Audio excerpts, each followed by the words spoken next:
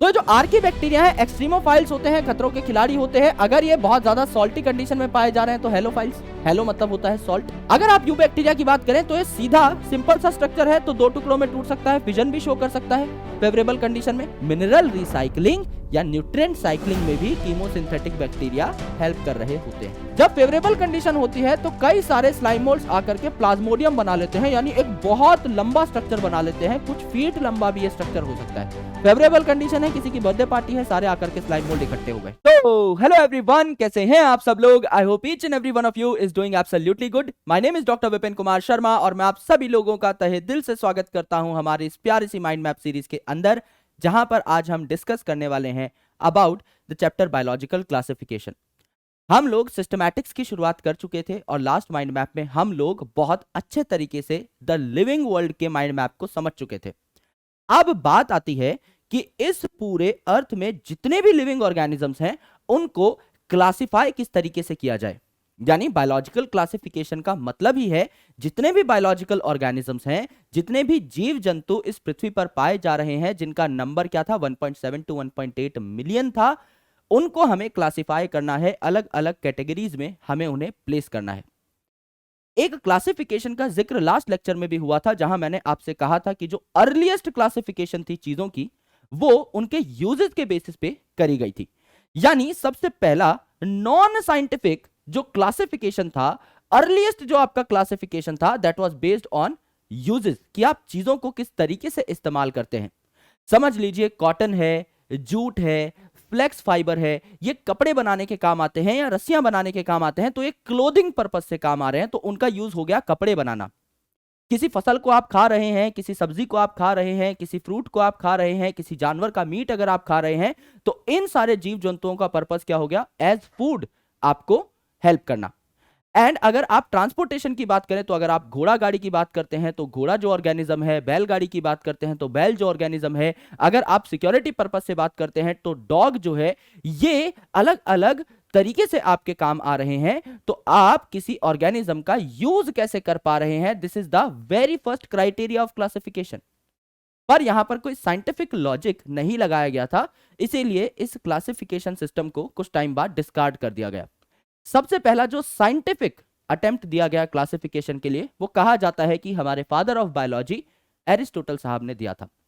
उन्होंने कहा कि प्लांट्स को वो किस तरीके के दिखाई दे रहे हैं उस बेसिस पर, यानी मॉर्फोलॉजी के बेसिस पर मैं 3 कैटेगरीज में तोड़ दूंगा। पहली कैटेगरी हो जाएगी आपकी हर्ब्स यानी हरे भरे पौधे, दूसरी कैटेगरी श्रब्स यानी झाड़ियां, तीसरी कैटेगरी यानी पेड़ दैट इज ट्रीज। यानी प्लांट्स को क्लासिफाई किया गया हर्ब्स, श्रब्स और ट्रीज में। एंड एनिमल्स को on the basis of presence और एब्सेंस ऑफ रेड ब्लड इनइमा और अनइमा में डिवाइड किया गया। अनइमा में ए अल्फाबेट आ रहा है स्टार्टिंग में, जिसका मतलब होता है एब्सेंट, यानी अनइमा में रेड ब्लड एब्सेंट होगा, जबकि इनइमा में रेड ब्लड आपका प्रेजेंट होगा। तो फर्स्ट साइंटिफिक जो क्लासिफिकेशन आई वो एरिस्टोटल साहब ने दी। प्लांट को क्लासिफाई किया हर्ब, श्रब्स, ट्रीज में, एंड एनिमल्स को इनइमा, अनइमा में। देन जो क्लासिफिकेशन आई वो थी 2 किंगडम सिस्टम ऑफ क्लासिफिकेशन। ये कैरोलस लीनियस साहब ने दी थी। ये वही लीनियस साहब हैं जिन्होंने लास्ट चैप्टर में आपका बाइनोमियल नॉमेनक्लेचर हमको दिया था। सेम टू सेम वही लीनियस साहब है। अब इन्होंने 2 किंगडम्स बनाई, तो किसी आधार के ऊपर ही बनाई होंगी, कोई तो क्राइटेरिया रहा होगा। तो क्राइटेरिया था प्रेजेंस और एब्सेंस ऑफ सेल वॉल।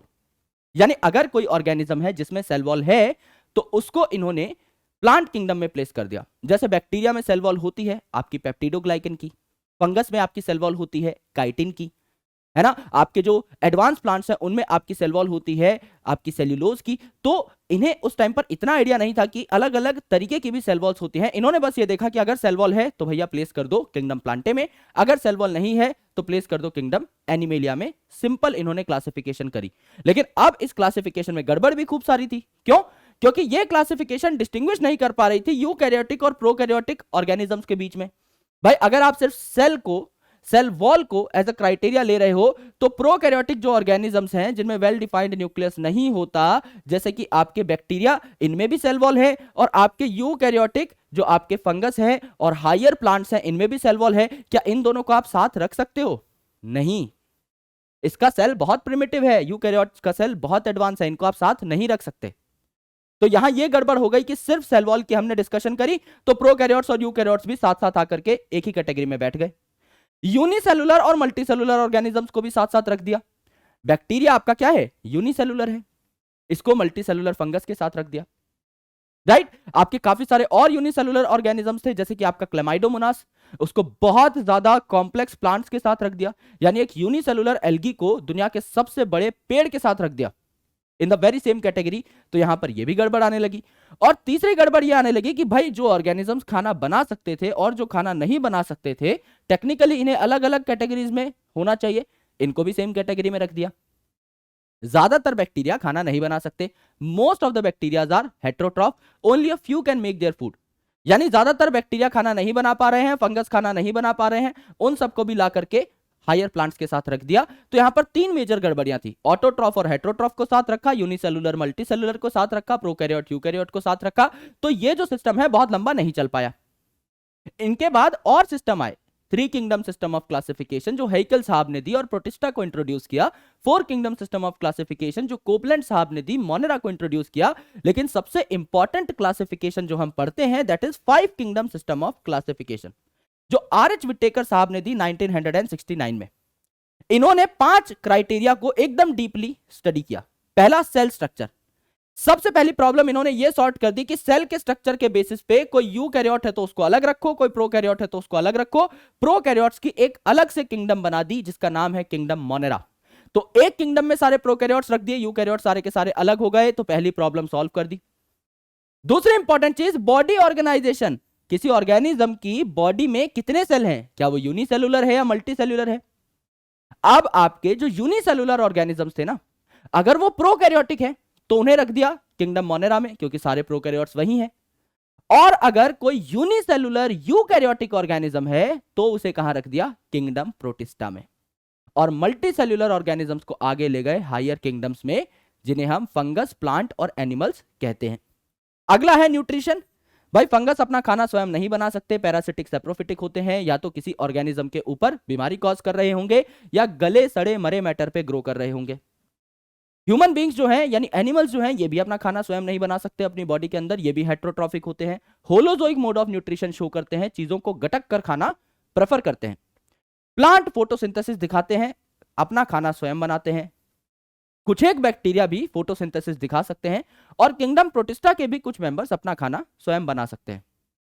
यानी फंगस और एनिमल्स जो अपना खाना नहीं बना सकते इनको अलग अलग किंगडम में रख दिया और प्लांट को अलग किंगडम में रख दिया, जिससे कि 5 किंगडम्स हमें अच्छी खासी मिल गई on the basis of these particular characters. Then reproduction, asexual है, सेक्सुअल है, ये सब में अलग अलग टाइप की पाई जाती हैं जो कि हम आगे पढ़ेंगे। तो this is also good character. And सबसे इंपॉर्टेंट कैरेक्टर है फाइलोजेनेटिक रिलेशनशिप्स यानी इवोल्यूशनरी रिलेशनशिप्स, कि एक ऑर्गेनिज्म किसी दूसरे ऑर्गेनिज्म से कितना कनेक्टेड है on the basis of ancestry, यानी क्या दो ऑर्गेनिजम्स के पूर्वज सेम रहे थे। और ये हमें दो ऑर्गेनिजम्स के डीएनए या प्रोटीन के डेटा को कंपेयर करने से पता लग जाता है।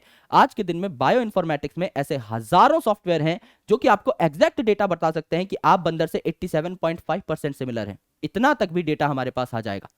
सो वी हैव कॉन्क्रीट एनालिसिस कि आप किसी भी ऑर्गेनिज्म से कितने सिमिलर हैं। If you want a video जिसमें आप बायो इन्फॉर्मेटिक एनालिसिस करके देखना चाहते हैं और मैं ह्यूमन के डेटा को 5-6 एनिमल्स और प्लांट से कंपेयर करके आपको दिखाना बहुत ही ज्यादा अच्छे तरीके से चाहूंगा, तो if you want to have that kind of clarity on bio informatics तो नीचे कमेंट सेक्शन में मुझे बताइएगा। I will make a separate video on that, जिससे आपको खुद भी वो करना आ जाए। सॉफ्टवेयर फ्री ऑफ कॉस्ट है, मैं आपको बकायदा सारी चीजें सिखा दूंगा, ठीक है।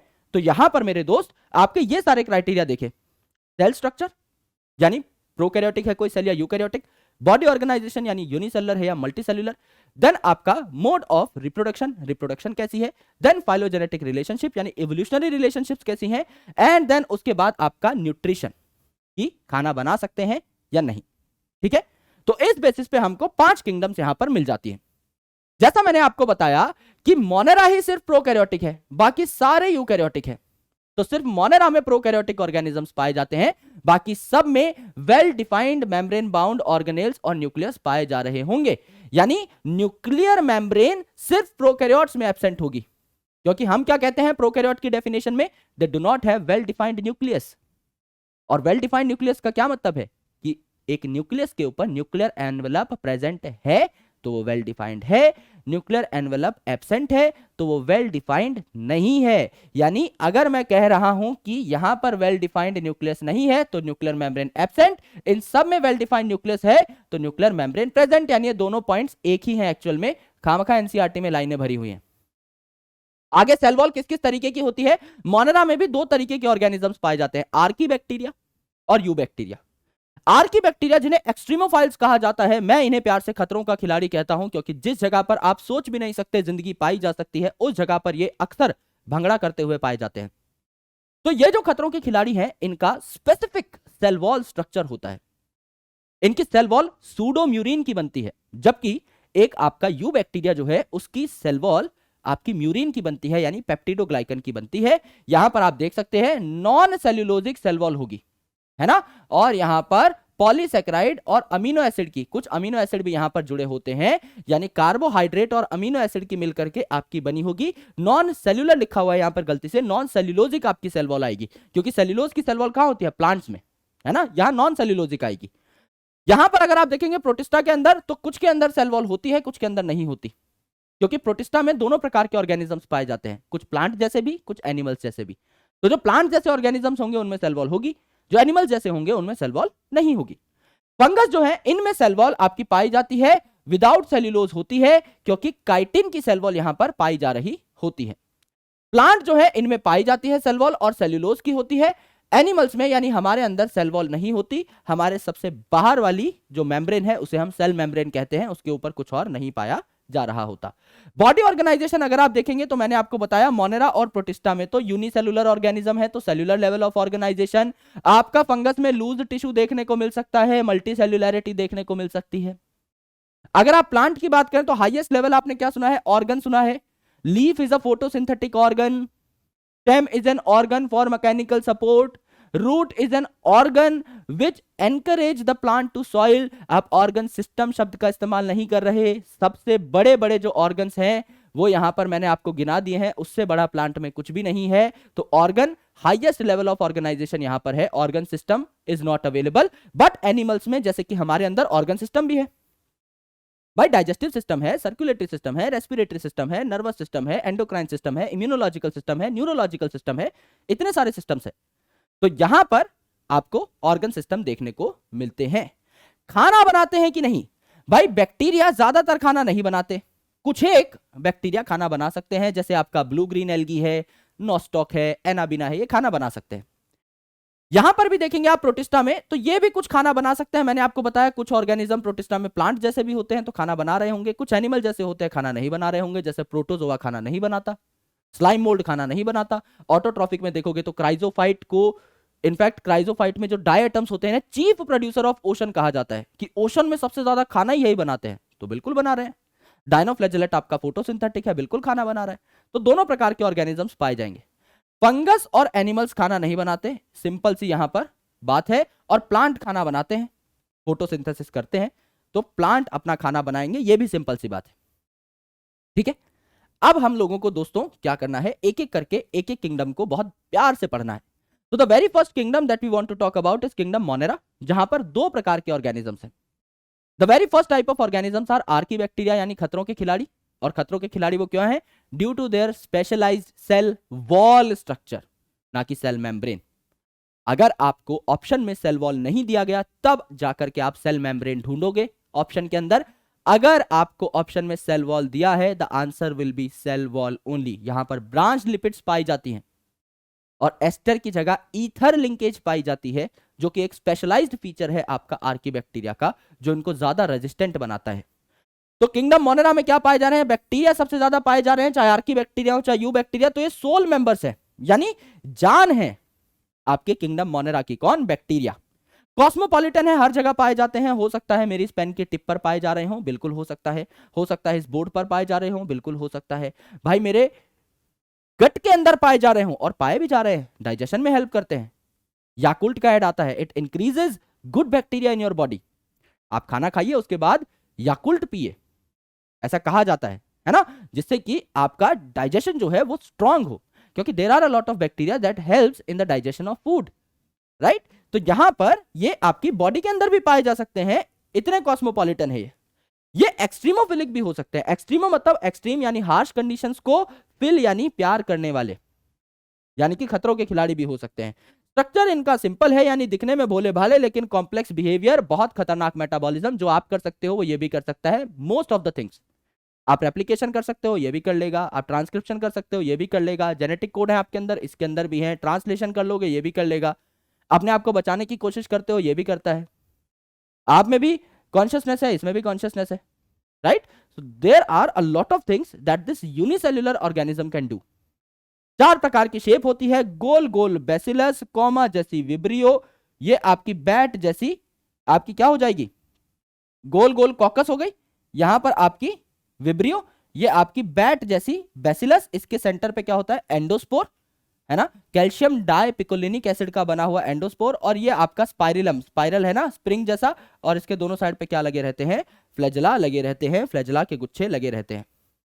तो जो आर्की बैक्टीरिया है, एक्सट्रीमोफाइल्स होते हैं, खतरों के खिलाड़ी होते हैं। अगर ये बहुत ज्यादा सॉल्टी कंडीशन में पाए जा रहे हैं तो हेलोफाइल्स, हेलो मतलब होता है सॉल्ट। अगर ये बहुत ज्यादा टेम्परेचर पे पाए जा रहे हैं तो थर्मोफाइल्स। अगर ये एसिडिक कंडीशन पे पाए जा रहे हैं यानी बहुत कम पीएच पे पाए जा रहे हैं तो एसिडोफाइल्स। अगर ये मीथेन बना पा रहे हैं तो मिथेनोजन, मीथेन बनाने वाले मिथेनोजन भी हो सकता है, जैसे गट ऑफ रूमिनेंट में पाए जाते हैं। ऐसे ऑर्गेनिज्म जो घास खाते हैं यूजुअली, जैसे गाय भैंस, इनके गट में पाए जाते हैं, इनके इंटेस्टाइन में पाए जाते हैं, जिससे कि ये बेसिकली मीथेन जनरेट कर सके। इसीलिए गाय भैंसों के गोबर से आप गोबर गैस तैयार कर सकते हो, क्योंकि उसमें मीथेन की मात्रा ज्यादा है ना।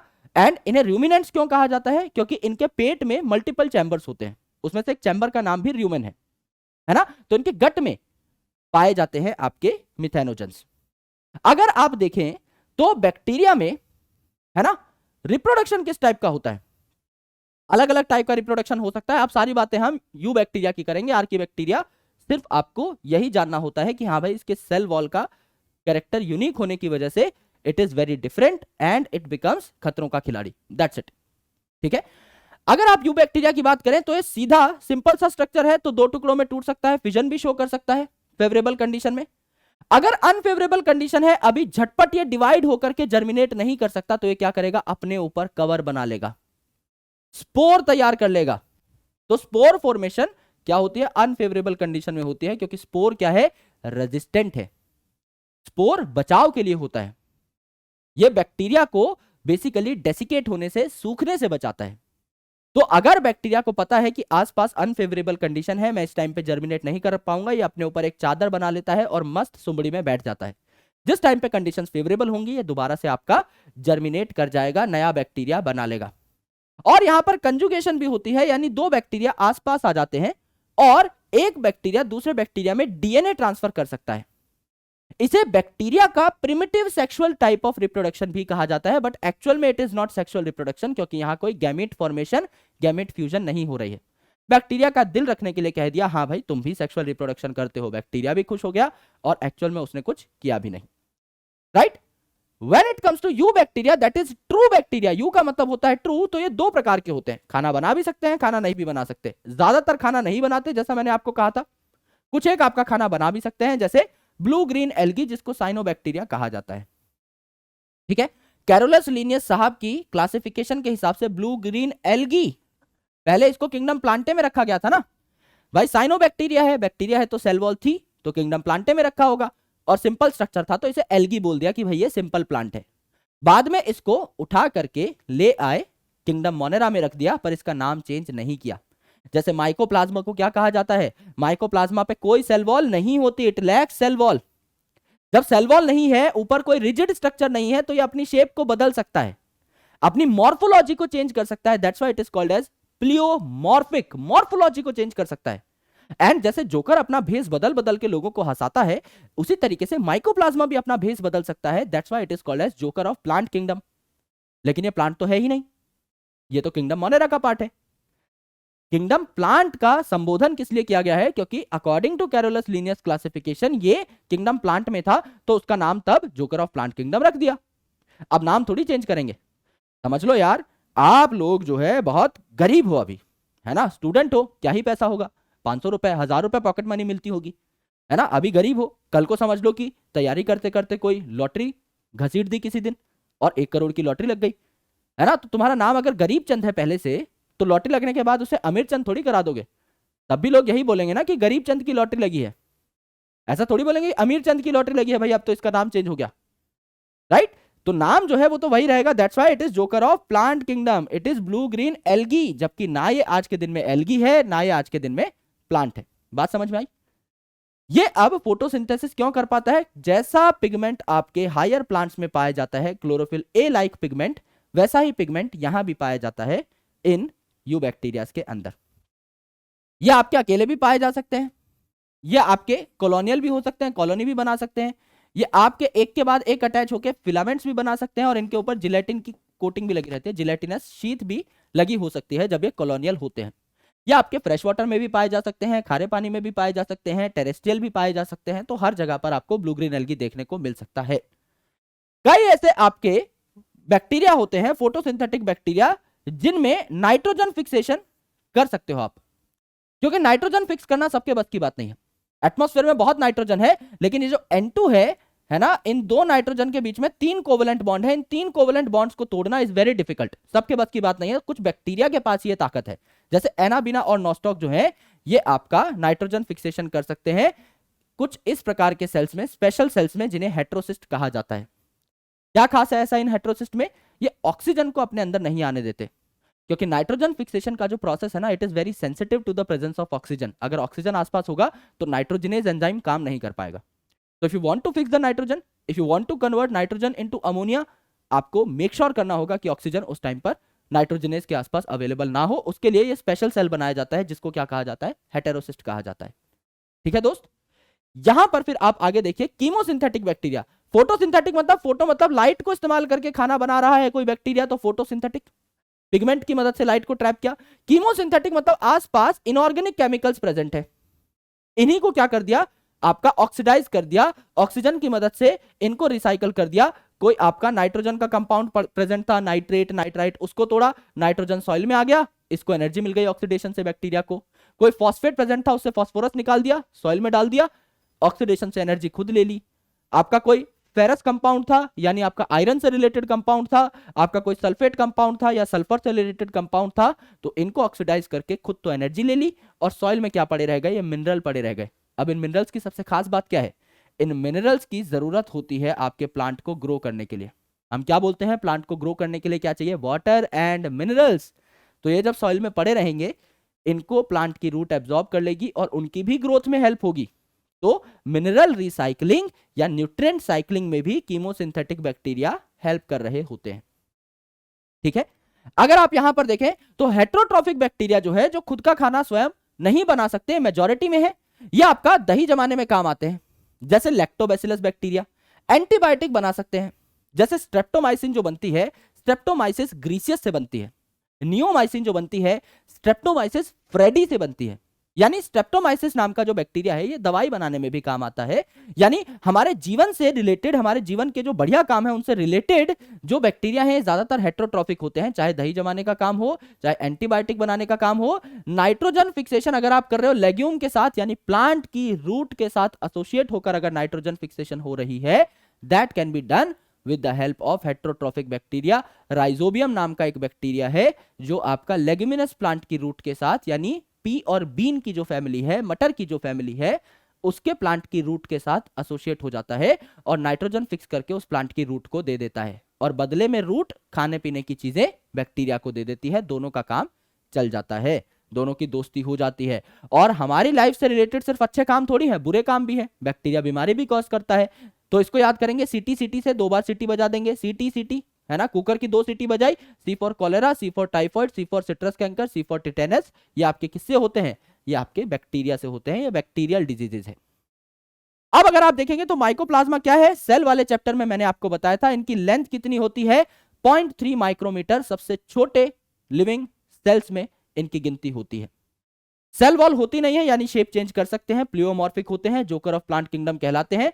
ऑक्सीजन में भी रह सकते हैं, ऑक्सीजन के बिना भी सर्वाइव कर सकते हैं, है ना।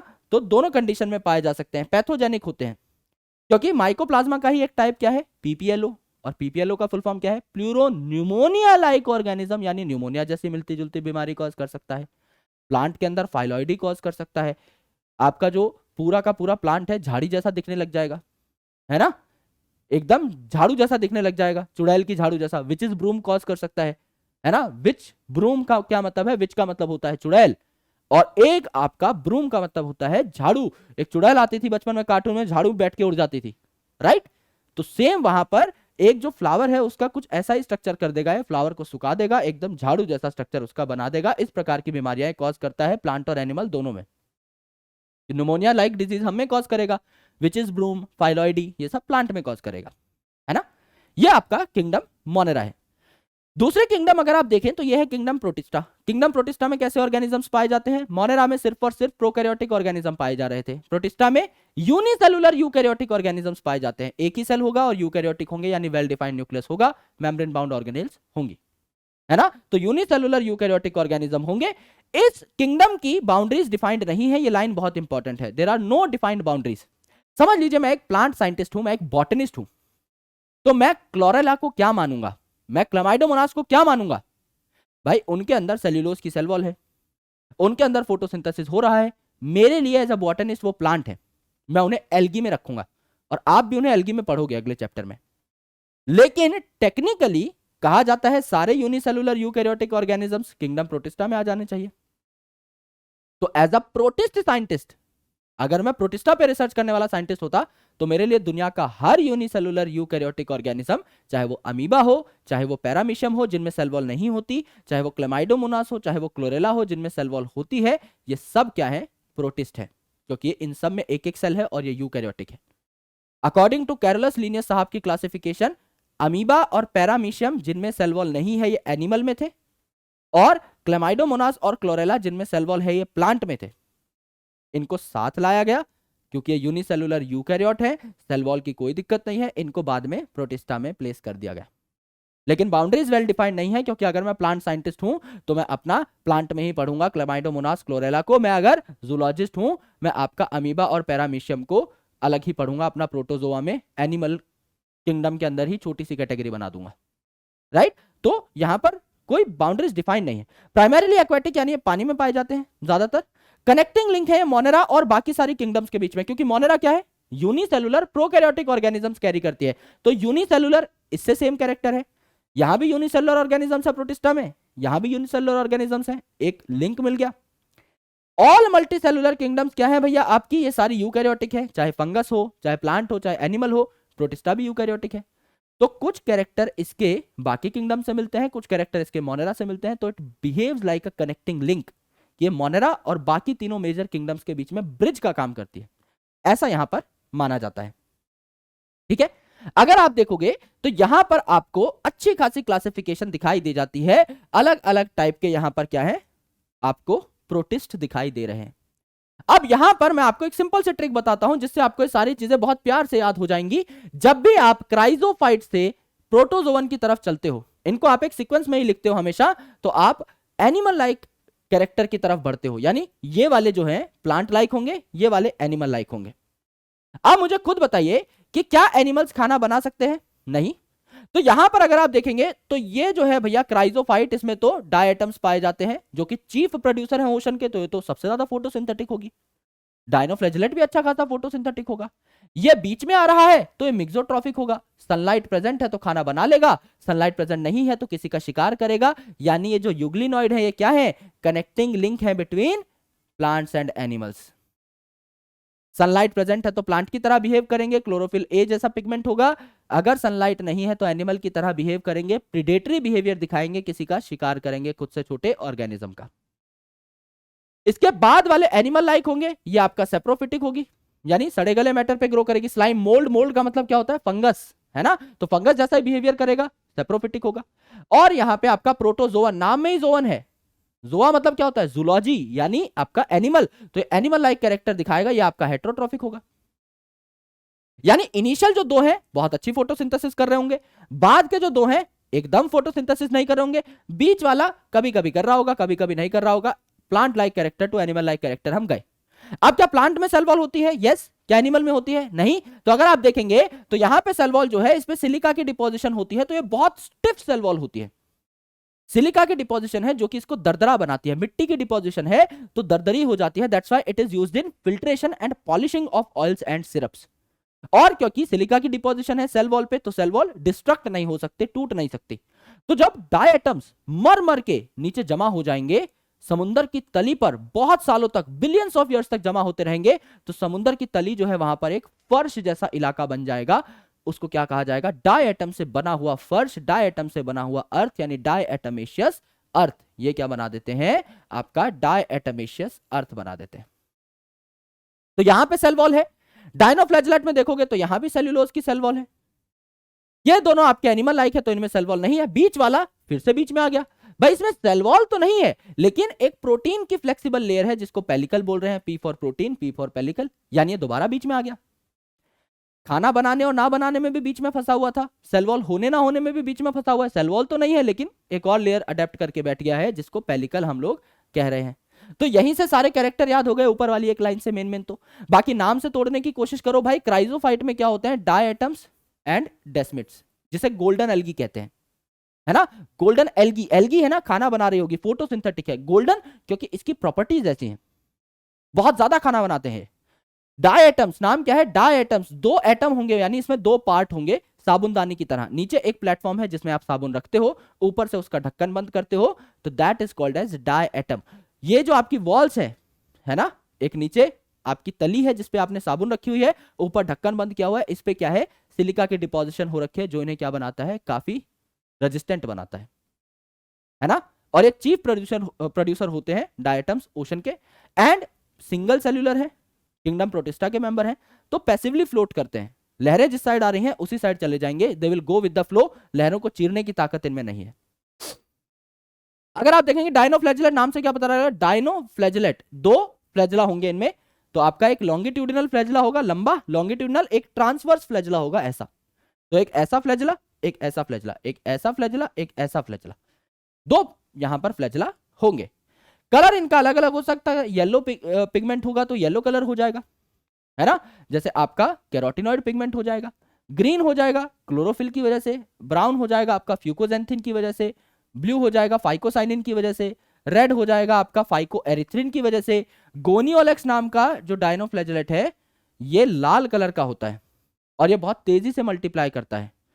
तो जब कोई समुद्र की लहर आपकी ओर आ रही होती है और अगर उसमें गोनियोलेक्स प्रेजेंट है तो आपको ऐसा लगेगा कि एक खून की लहर आपके पास दौड़ करके चली आ रही है।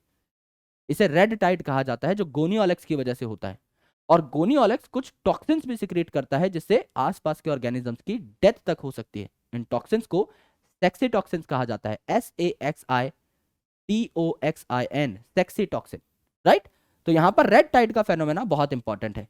यूग्लिनॉइड मिक्सोट्रॉफिक होंगे, सनलाइट प्रेजेंट तो खाना बनाएंगे, सनलाइट एब्सेंट तो खाना नहीं बनाएंगे। इनमें सेल वॉल की जगह पेलिकल पाई जाती है और एनिमल और प्लांट के बीच में कनेक्टिंग लिंक होते हैं। स्लाइम मोल्ड सैप्रोफिटिक होते हैं, यानी गली सड़ी टूटी हुई जो प्लांट की डंडियां वगैरह हैं, ट्विग्स वगैरह हैं, उनके ऊपर ये ग्रो करते हैं, है ना। जब फेवरेबल कंडीशन होती है तो कई सारे स्लाइम मोल्ड्स आकर के प्लाज्मोडियम बना लेते हैं, यानी एक बहुत लंबा स्ट्रक्चर बना लेते हैं, कुछ फीट लंबा भी ये स्ट्रक्चर हो सकता है। फेवरेबल कंडीशन है, किसी की बर्थडे पार्टी है, सारे आकर के स्लाइम मोल्ड इकट्ठे हो गए और इन्होंने झुंड बना लिया, that is called as Plasmodium.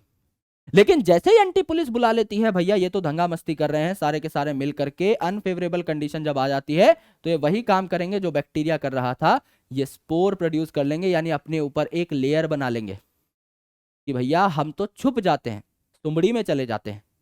And जैसे ही दोबारा फेवरेबल कंडीशन वापस आएंगी, इनको पता लगेगा पुलिस चली गई, तो ये जो स्पोर्स हैं ये दोबारा एयर के थ्रू डिस्पर्स होकर के जर्मिनेट कर जाएंगे, ठीक है। प्रोटोजोआ को अगर आप देखो तो प्रोटोजोआ अलग अलग टाइप के हो सकते हैं। अगर इनमें सूडोपोडिया है, अमीबा जैसा स्ट्रक्चर है, तो they are called as amoeboid protozoan. Example क्या हो जाएगा? अमीबा खुद, एंटमीबा हिस्टोलिटिका। फ्लैजिलेटेड, अगर इनमें फ्लैजिला से मूव करने की ताकत है तो जैसे ट्रिपेनोसोमा जो कि अफ्रीकन स्लीपिंग सिकनेस नाम की बीमारी कॉज करता है। अगर इनमें सिलिया है बहुत सारे, जैसे पैरामीशियम जिसमें हजारों सिलिया होते हैं, 2 न्यूक्लियस पाए जाते हैं पैरामीशियम में, आपको पता है मैक्रो एंड माइक्रो न्यूक्लियस। तो इसमें एक ये भी खास बात है, स्लीपर जैसा यानी चप्पल जैसा दिखने वाला ऑर्गेनिज्म है, अपने चारों ओर हजारों सिलिया बियर करता है। एंड स्पोरोजोअन, स्पोर जैसी एक स्टेज होगी बीमारी कॉज करने वाली, है ना, जोवन मतलब प्रोटोजोवन का मेंबर है, और स्पोर जैसी इन्फेक्शियस स्टेज है जैसे प्लाज्मोडियम के अंदर, जो कि मलेरिया कॉज करता है। तो ये प्लाज्मोडियम अलग है। काफी सारे स्लाइम मोल्ड जब इकट्ठे हो जाते हैं फेवरेबल कंडीशन में, तो ये प्लाज्मोडियम अलग है और ये प्लाज्मोडियम अलग है जो मलेरिया कॉज करता है। नाम सेम है, मतलब अलग अलग है। ठीक है दोस्त। Then this is your second kingdom. Third kingdom क्या आती है? फंगस। फंगस का नाम सुना हुआ होगा, कॉस्मोपॉलिटन है। क्यों कॉस्मोपॉलिटन है सर? हमारे कमरे में तो नहीं है। अगर आपको लगता है आपके कमरे में फंगस नहीं है, एक बार एक रोटी का टुकड़ा 5 दिन के लिए अपने टेबल के ऊपर रख दीजिए, आपको खुद पता लग जाएगा कि आपके कमरे में, आपके आसपास जो हवा है उसमें फंगस है या नहीं। हाँ, वो आपको कुछ कहेगा नहीं, लेकिन आसपास थोड़ी बहुत फंगस जो है, माइन्यूट फंगस जरूर होती है। एंड ये सबसे ज्यादा ग्रो करते हैं वार्म एंड ह्यूमिड कंडीशन में, यानी गर्म और आपकी गीली कंडीशन में। जैसे अगर आपको दाद खाज खुजली की कभी प्रॉब्लम हुई है, यानी अगर आपको बेसिकली फंगल इन्फेक्शन हुआ है, तो यहां होता है जहां दो स्किन्स टकरा रही होती हैं। यहां होता है जहां दो स्किन्स टकरा रही होती हैं। यहां होता है उंगलियों के बीच में जहां दो स्किन्स टकरा रही होते हैं, बिकॉज स्किन्स के टकराने से आपकी फ्रिक्शन डेवलप होती है, दैट बेसिकली जनरेट्स हीट। तो वार्म कंडीशन हो गई, और पसीना भी निकलता है, तो ह्यूमिडिटी भी यहां पर होती है। और एक बार यहां पर अगर फंगल इन्फेक्शन हो गया, फिर आप यहां से फंगस यहां लगा लोगे, गलती से हाथ वाथ टच कर लोगे, तो फिर कहीं भी फैल सकता है।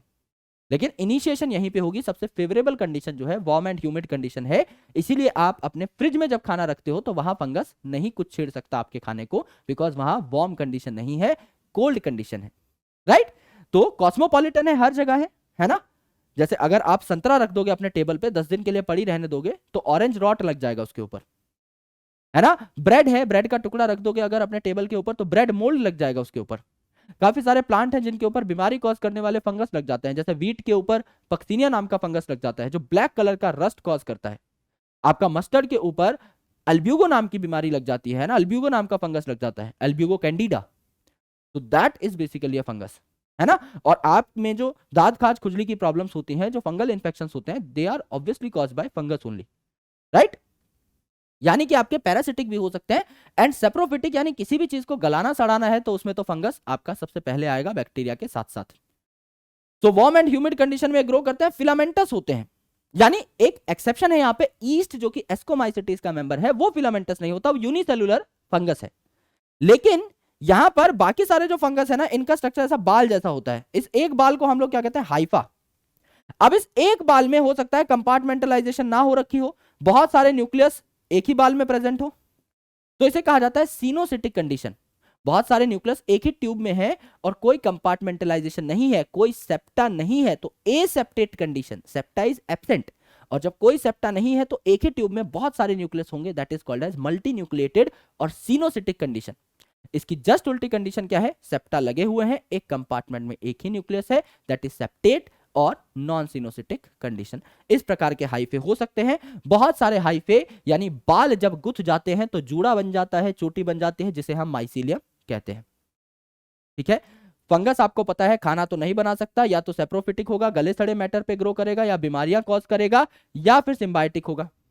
आपको पता है लाइकन नाम की एसोसिएशन के बारे में, जहां फंगस एल्गी से दोस्ती कर लेता है और बोलता है कि यार तू मुझे खाना दे दे, because algae you are a plant, you can make food, and I do have a lot of surface area, क्योंकि मेरा स्ट्रक्चर बाल जैसा है, तो I can give you shelter, I can absorb more water and minerals for you. तो हम दोनों की दोस्ती बहुत रंग लाएगी, मुझसे दोस्ती कर लो। तो एल्गी मान जाता है और लाइकन नाम की एसोसिएशन बन जाती है। सिमिलरली हायर प्लांट्स की रूट के साथ, जैसे जिम्नोस्पर्म में पाइनस का एग्जांपल आपने सुना होगा, उसकी रूट के साथ एसोसिएट हो जाता है और उसके साथ माइकोराइजा नाम की एसोसिएशन कर लेता है। माइको का मतलब होता है फंगस, राइजा मतलब रूट।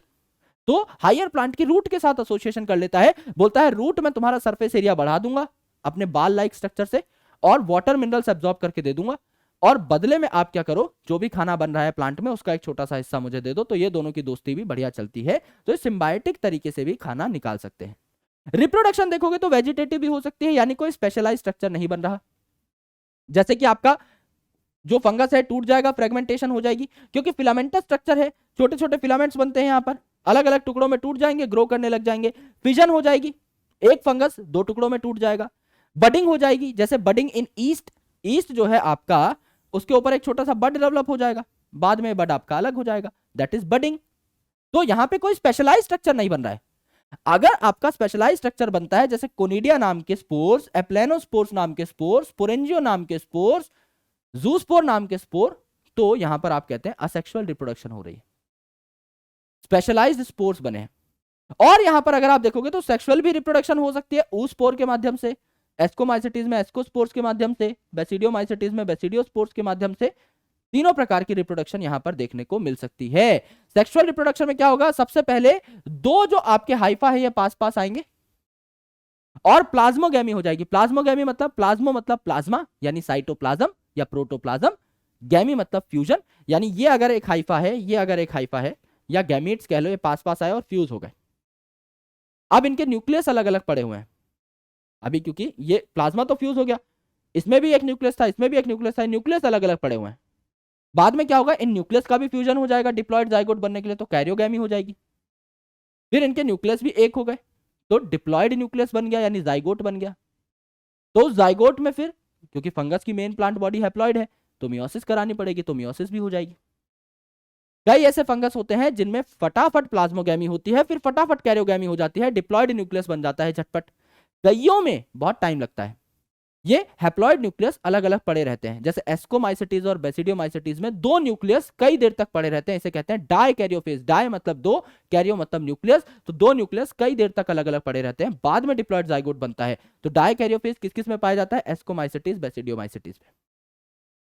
तो there are total 4 classes of fungus. पहली क्लास क्या है, फाइकोमाइसिटीज, जिसको जाइगोमाइसिटीज भी कहा जाता है, इसीलिए यहां पर जाइगोस्पोर बनता है।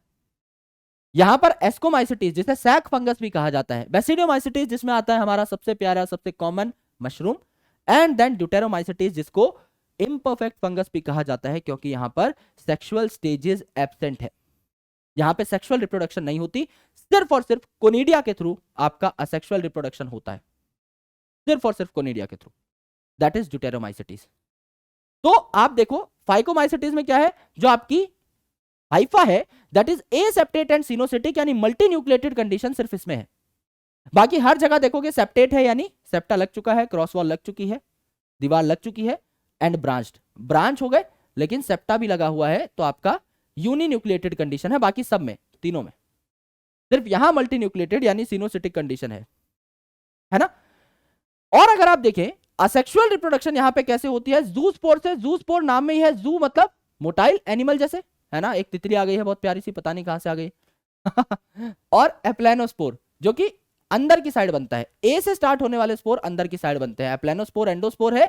और आपका यहां पर देखिए एस्कोमाइसिटीज में एस्कोस्पोर भी एंडोस्पोर है, अंदर बनता है आपका स्पोरेंजिया के, बाहर अगर बनते हैं तो एक्सोस्पोर, दैट इज जो ए से स्टार्ट नहीं हो रहा है, जैसे कोनिडिया सी से स्टार्ट हो रहा है, बेसिडियो स्पोर बी से स्टार्ट हो रहा है, तो ये एक्सो है, बेसिडियो स्पोर एक्सो है, कोनिडिया आपका एक्सो है, बाहर की साइड बनता है। तो असेक्सुअल रिप्रोडक्शन यहां जूस्पोर एप्लेनोस्पोर से हो सकती है।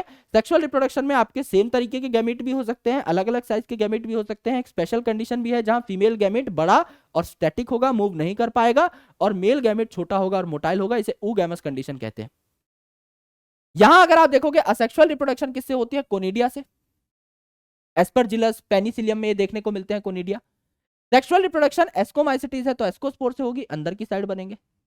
बेसिडियोमाइसिटीज में देखोगे तो हमारा मशरूम कैसे उगता है, यहां मशरूम है सबसे कॉमन, तो मशरूम कैसे उगता है आपका फ्रेगमेंटेशन से। यहां असेक्सुअल स्पोर नहीं बनते इनकी तरह, कोनिडियोस्पोर एप्लेनोस्पोर जूस्पोर, यहां स्पोर नहीं बनते, यहां आपके असेक्सुअल स्पोर्स एब्सेंट है। यहां फ्रेगमेंटेशन होगी, जब आप मशरूम की खेती करते हो तो आप मशरूम के छोटे छोटे टुकड़े करके उगा देते हो, पूरा मशरूम वहां से उग जाता है, तो फ्रेगमेंटेशन इज वेरी कॉमन।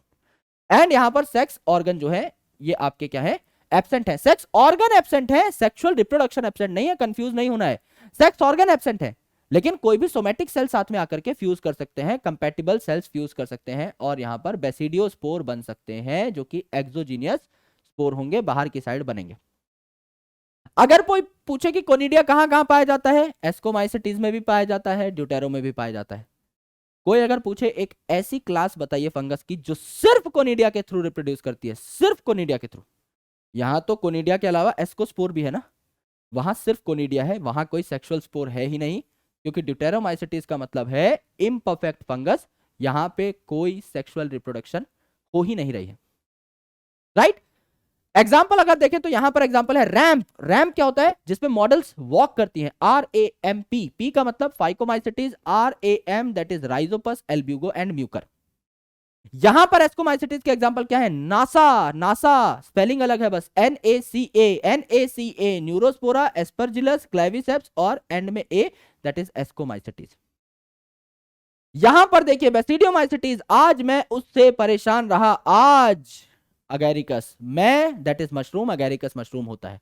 उस दैट इज उस्टिलागो, से यानी स्मट, यानी उस्टिलागो को स्मट कहा जाता है। परेशान that is puccinia and R that is rust, तो इसको क्या कहा जाता है? रस्ट कहा जाता है। पक्सीनिया जिसे रस्ट कहा जाता है। ठीक है दोस्त, ये आपको देखने को मिला। यहां पर देखिए कैडेट है ना, कैडेट CADET, जवान, कैडेट। तो DE क्या हो गया? ड्यूटेरोमाइसिटीज। C क्या हो गया यहां पर? है ना, कैडेट है तो C मतलब कोलेटोट्राइकम, A का मतलब अल्टरनेरिया, DE का मतलब ड्यूटेरोमाइसिटीज, T का मतलब ट्राइकोडर्मा। कैडेट एकदम पांचों अल्फाबेट यहां पर मैच कर गए। ये आपके क्या है? ये आपके ड्यूटेरोमाइसिटीज के एग्जांपल है। नाउ ये तीन किंगडम हम लोगों ने पढ़ ली, पर कुछ ऐसे आपके बेसिकली पार्टिकल्स हैं जिनको RH विटेकर साहब की 5 किंगडम सिस्टम ऑफ क्लासिफिकेशन में जगह ही नहीं मिली। वो है आपके virus, viroid, prion and lichen. Lichen के बारे में आप सुन चुके हैं, तो सबसे पहले इसको ही हम खत्म कर देते हैं। क्या लाइकन एक नया ऑर्गेनिज्म है? समझ लीजिए आपका सिलेक्शन हुआ और आप सिलेक्शन के बाद मुझसे मिलने आए और आपने मुझे गले लगा लिया, है ना, और हम दो एकदम फूट फूट के रोने लगे खुशी के मारे। अगर तुम और मैं साथ जुड़े हुए हैं तो क्या कोई साइंटिस्ट आकर वहां ऐसा बोलेगा, अरे ये तो बहुत अच्छा ह्यूमन बीइंग है ना, जिसके 2 सर हैं, 4 हाथ हैं, 4 पैर हैं? अरे मेरे भाई, ये 2 सर वाला एक ह्यूमन बीइंग नहीं है, ये 2 ह्यूमन बीइंग्स हैं जो थोड़े टाइम के लिए जुड़ गए। सिमिलरली लाइकन कोई ऑर्गेनिज्म थोड़ी है, ये तो एल्गी और फंगस से बना हुआ है। फंगस हमारा पहले से ही किंगडम फंजाई में प्रेजेंट है, एल्गी आपका पहले से ही किंगडम प्लांटे में प्रेजेंट है, तो भाई इसको अलग से किसी किंगडम में रखने की जरूरत क्या है? मैंने आपको बताया था फंगस का मतलब होता है माइको, तो ये माइकोबायोन्ट कंपोनेंट है। एल्गी प्लांट लाइक होता है तो ये फाइकोबायोन्ट कंपोनेंट है। एल्गी फंगस को खाना प्रदान करता है और फंगस सरफेस एरिया बढ़ाता है, शेल्टर प्रोवाइड करता है। एल्गी को दोनों की दोस्ती हो जाती है और ये कम पॉल्यूटेड एरिया में पाए जाते हैं। पॉल्यूशन इंडिकेटर्स इनको कहा जाता है। सल्फर डाइऑक्साइड से सेंसिटिव होते हैं, यानी ऐसा इलाका जहां प्रदूषण है वहां आपको लाइकन देखने को नहीं मिलेगा, लेकिन किसी हिल स्टेशन पे जब आप घूमने जाएंगे आपको पेड़ों के ऊपर सफेद कलर के पैचेस देखने को मिलेंगे जो लाइकन है और कुछ नहीं, राइट। अगर आप देखें वायरस, वायरॉइड, प्रायोन को, तो ये तीनों जो है ये तो ऑर्गेनिजम्स है ही नहीं, तो इनको क्लासिफाई क्यों करें? सर ऑर्गेनिजम्स क्यों नहीं है? क्योंकि इनके पास खुद का सेल नहीं है। लिविंग वर्ल्ड चैप्टर में क्या पढ़ा था हमने? Cellular organization is a defining feature of living organism. यानी अगर किसी में सेल्यूलर ऑर्गेनाइजेशन नहीं है तो आप उसे लिविंग नहीं कह सकते, करेक्ट। तो यहां पर इनके पास कोई खुद का सेल नहीं है। वायरस जो है ये आपका इनर्ट क्रिस्टलाइन सब्सटेंस है, स्ट्रक्चर है आउटसाइड द होस्ट सेल। यानी अगर इस पेन के ऊपर कोविड का वायरस भी बैठा हुआ है, कोरोना वायरस भी बैठा हुआ है, तो वो जिंदा नहीं है, इनर्ट है, क्रिस्टल है। जैसे चीनी की जो औकात है वही है, क्रिस्टल है उसकी तरह एक। लेकिन हाँ, अगर मैं इनहेल कर लेता हूं और मेरी बॉडी के अंदर चला गया तो मेरे सेल्स की मशीनरी को ओवरटेक करके खुद के प्रोटीन्स बनाना स्टार्ट कर देगा, खुद का डीएनए, आरएनए, जो भी इसका जेनेटिक मटेरियल है उसे रेप्लिकेट कराना स्टार्ट कर देगा। तब ये आपका अंदर जाकर के काम धंधा शुरू करेगा। यानी it is an obligate parasite. Obligate parasite मतलब कंपलसरी पैरासाइट है। जब तक ये किसी के ऊपर अटैक नहीं करेगा, किसी को पैरासिटाइज नहीं करेगा, तब तक ये जिंदा नहीं कहला सकता। तो इसको किसी के अंदर घुसना जरूरी है, राइट। नॉन सेल्यूलर क्योंकि कोई सेल्यूलर ऑर्गेनाइजेशन, कोई प्रोटोप्लाज्म इसमें खुद का नहीं है। क्या है आपके वायरस में? 2 पार्ट्स, न्यूक्लियोप्रोटीन यानी न्यूक्लिक एसिड है, या तो डीएनए होगा या आरएनए होगा, दोनों साथ नहीं हो सकते। या तो कोई वायरस डीएनए वायरस है या आरएनए वायरस है, दोनों साथ नहीं होंगे। और प्रोटीन जो है जिसको कैप्सिड कहा जाता है, कवर कहा जाता है, ये कैप्सोमेयर से मिलकर बना हुआ होता है। कैप्सोमेयर्स, मेयर का मतलब होता है यूनिट, तो छोटी छोटी कैप्सोमेयर्स मिलकर के पूरा प्रोटीन कोड तैयार करती हैं। जैसे टोबैको मोज़ेक वायरस का जो कैप्सिड है उसमें 2130 यानी 2130 कैप्सोमेयर्स होते हैं जो हेलिकली अरेंज होते हैं। तो हेलिकली भी अरेंज हो सकते हैं। और अगर आप एक ऐसे वायरस की बात करें जो बैक्टीरिया पे अटैक करता है तो उसमें पॉलीहेड्रल हेड आपको देखने को मिलता है। आपको एनसीईआरटी में डायग्राम भी मिलेगा, इस हिसाब का आपका बैक्टीरियोफेज दिखाई देता है। तो इसका ये जो बाहर का स्ट्रक्चर है ना, ये जो प्रोटीन है है ना, ये आपका हेक्सागोनल होता है इस तरीके से। तो पॉलीहेड्रल हेड भी देखने को आपको मिल सकता है जहां प्रोटीन्स पॉलीहेड्रली अरेंज है, और आपको हेलिकल भी देखने को मिल सकता है जैसे टोबैको मोज़ेक वायरस में। दोनों आपके एनसीईआरटी के ही डायग्राम्स की मैं बात कर रहा हूं। अब अगर आप देखेंगे तो कुछ साइंटिस्ट का डिस्कशन है, जैसे इवानोस्की साहब, इन्होंने टर्म दी थी वायरस। बिजर्निक साहब ने कहा कंटेजियम वाइवम फ्लूइडम। सर ये क्या कह दिया इन्होंने ये कह दिया कि ये लिविंग इन्फेक्शियस फ्लूइड है, यानी अगर कोई बीमार पौधा है उस पे से मैं वायरसेस लेकर के किसी साफ पौधे पे डालता हूं, किसी सुरक्षित पौधे पे डालता हूं, तो वो भी बीमार हो जाएगा, यानी इन्फेक्शियस फ्लूइड है। कंटेजियम वाइवम फ्लूइडम ये आपका क्या है, आपका एक ऐसा फ्लूइड है जो कि वेनमस है। वाइवम फ्लूइडम इन्फेक्शियस है। और स्टैनली साहब ने पहली बार क्रिस्टलाइज किया था वायरस को, तो इन्होंने बेसिकली ये बताया था कि वायरस जो है इसमें मेजर पार्ट जो है इट इज प्रोटीन, क्योंकि ज्यादातर पार्ट क्रिस्टलाइज हो रहा था। अब अगर आप देखोगे तो इनका जेनेटिक मटेरियल जो है ये भी कैसा हो सकता है, सिंगल स्टैंडर्ड आरएनए हो सकता है प्लांट वायरस में, जिसको सबसे पहली बार देखा था इवानोस्की साहब ने। तो सिंगल स्टैंडर्ड आरएनए वायरस को ही देखा था, प्लांट वायरस को ही देखा था, टोबैको मोज़ेक वायरस को देखा था। डबल स्टैंडर्ड डीएनए हो सकता है बैक्टीरियोफेज में, बैक्टीरिया को हार्म करने वाला वायरस बैक्टीरियोफेज कहलाता है। और डबल स्ट्रैंडेड आपका सिंगल स्ट्रैंडेड डीएनए को छोड़ के सब कुछ, double stranded DNA, single stranded RNA, double stranded RNA, ये सब हो सकते हैं एनिमल वायरस। तो नीचे एनिमल वायरस भी लिखा हुआ है, ये आपको दिख जाएगा बाद में, है ना, जब आपके पास नोट्स आएंगे। ये है आपका वायरस। वायरॉइड की अगर आप बात करें तो क्या है, नंगा पुंगा वायरस है, लेकिन इसमें डीएनए नहीं है, सिर्फ लो मॉलिक्यूलर वेट का आरएनए है, यानी आरएनए है वो भी बहुत छोटा, और कोई यहां पर प्रोटीन कोट भी नहीं है, नंगा पुंगा सा आपका क्या है, वायरस है। इसको हम लोग क्या कहते हैं, वायरॉइड कहते हैं। लो मॉलिक्यूलर वेट का बहुत छोटा सा इसमें आरएनए है, कोई प्रोटीन इसमें नहीं है। टियोडाइनर साहब ने सबसे पहले इसे देखा था। ये बीमारी क्या कॉज कर रहा था, पीएसटीडी, पोटैटो स्पिंडल ट्यूबर डिजीज। गोल मटोल जो आपका पोटैटो था वो गोल नहीं रहा, अब पतला हो गया, लंबा हो गया, स्पिंडल शेप हो गया, तो पोटैटो की पैदावार घट गई। एक आलू लेट से अगर पहले 200 ग्राम का था तो अब सिर्फ 50 ग्राम का रह गया है, क्योंकि उसकी शेप चेंज हो गई। तो ओवरऑल पोटैटो की यील्ड को घटा रहा था ये पीएसटीडी वायरॉइड, यहां पर खोज करी गई थी वायरॉइड की। तो आपको सिर्फ एक ही चीज याद रखनी है, फ्री आरएनए है, लो मॉलिक्यूलर वेट आरएनए है, और क्योंकि इसमें वायरस से कम चीजें हैं, वायरस में तो प्रोटीन भी था, यहां प्रोटीन नहीं है तो ये वायरस से छोटा है। प्रायोन जो है इसमें बेसिकली प्रोटीन है, तो ये वायरस से कंपैरेटिव बराबर ही साइज का होता है। इसमें क्या है, प्रोटीन्स जो है ना ये फोल्ड होते हैं, इनका एक टर्शियरी स्ट्रक्चर होता है, तो इनका करेक्टली फोल्ड होना बहुत जरूरी है। कई बार जब प्रोटीन इनकरेक्टली फोल्ड हो जाता है, मिसफोल्ड हो जाता है, तो ये आपका ब्रेन में जाकर जमा होने लग जाता है और पागल कर सकता है आपको और काफी अलग अलग जानवर को भी।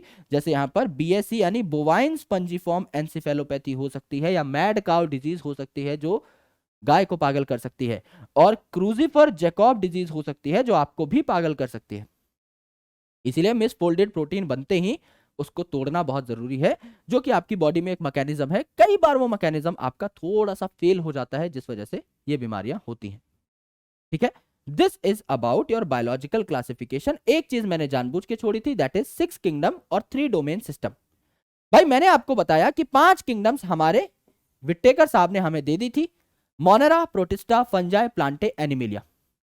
अब ये जो छठी किंगडम है ये कहां से आई, आर एच विटेकर साहब के बाद एक जनाब आए जिनका नाम था Carl Woese, WOESE, Carl Woese साहब। उन्होंने क्या कहा, उन्होंने कहा कि बैक्टीरिया भी सारे एक जैसे नहीं हैं। इनके अगर 16S RRNA का सीक्वेंस में देखूं, यानी उनमें भी जो आपका आरआरएनए है राइबोसोमल आरआरएनए है, यानी उनमें जो राइबोसोम बनाने वाला आरएनए पार्ट है उसका अगर मैं सीक्वेंस देखूं तो डिफरेंट है, आर्की बैक्टीरिया में अलग, यू बैक्टीरिया में अलग। तो इन्होंने कहा कि मैं 6 किंगडम बनाऊंगा, आपका प्रोटिस्टा, फंगस, प्लांटे, एनिमिलिया वैसे ही रहे, आपके किंगडम मोनेरा को 2 भागों में तोड़ दिया, Archie bacteria, you bacteria, 6 kingdom हो गई। यस, अगला अगर आप देखो तो यहां पे आपका 3 डोमेन इन्होंने कहा कि यार 3 डोमेन भी मैं बना सकता हूं। पहला डोमेन आर्की बैक्टीरिया, दूसरा डोमेन यू बैक्टीरिया, क्योंकि मेरी एक्सपर्टीज है, मैंने ही इनको बनाया है, मैंने ये क्लासिफिकेशन करी है, तो इन दोनों को मैं डोमेन अलग बोलूंगा। और सबसे बड़ा डोमेन कौन सा होगा, यूकैरिया, जिसमें सारे यूकैरियोटिक ऑर्गेनिज्म है। किंगडम मोनेरा जो प्रोकैरियोटिक थे उसको 2 पार्ट में तोड़ दिया, आपका आर्की बैक्टीरिया, यू बैक्टीरिया। जितने भी यूकैरियोटिक ऑर्गेनिजम्स बचे, प्रोटिस्टा, फंगस, प्लांटे, एनिमिलिया, सबको मिलाकर क्या बोला, आप यूकैरिया हो, आप यूकैरियोटिक डोमेन हो, यानी यूकैरियोटिक डोमेन सबसे बड़ा है। तो कोई अगर पूछे किंगडम और डोमेन में से बड़ा कौन है, डोमेन। सबसे बड़ी किंगडम क्या है? Kingdom animalia. लेकिन सबसे बड़ा डोमेन क्या है? डोमेन यूकैरिया, जो कि किंगडम एनिमेलिया से भी बड़ा है, क्योंकि उसमें किंगडम एनिमल तो है ही, प्लांट भी है, फंगस भी है, प्रोटिस्ट भी है, सब कुछ है। तो domain is bigger than kingdom. अगर कभी क्वेश्चन आ जाता है तो आपको यहां पर यह बात समझनी होती है। These are your beautiful mind maps. It has taken a lot of effort because this is a very big chapter, but still I have tried to consolidate this chapter in just 4 pages with very, very, very beautiful tables, and these will truly help you out in your examinations for sure. अगर आप बहुत अच्छे तरीके से इन chapters को पढ़ चुके हो तो आपको एग्जैक्टली पता लग रहा होगा कि मैं आपको यहाँ पर कौन से मेन पॉइंटर्स बताने की कोशिश कर रहा हूं। वैसे तो इस चैप्टर का एक भी पॉइंट मिस नहीं हुआ है वर्बली, लेकिन फिर भी यहां पर मैंने सबसे खास पॉइंटर्स लिख दिए हैं आप लोगों के लिए। तो माइंड मैप आपको कैसे लगा कमेंट सेक्शन में जरूर बताइएगा।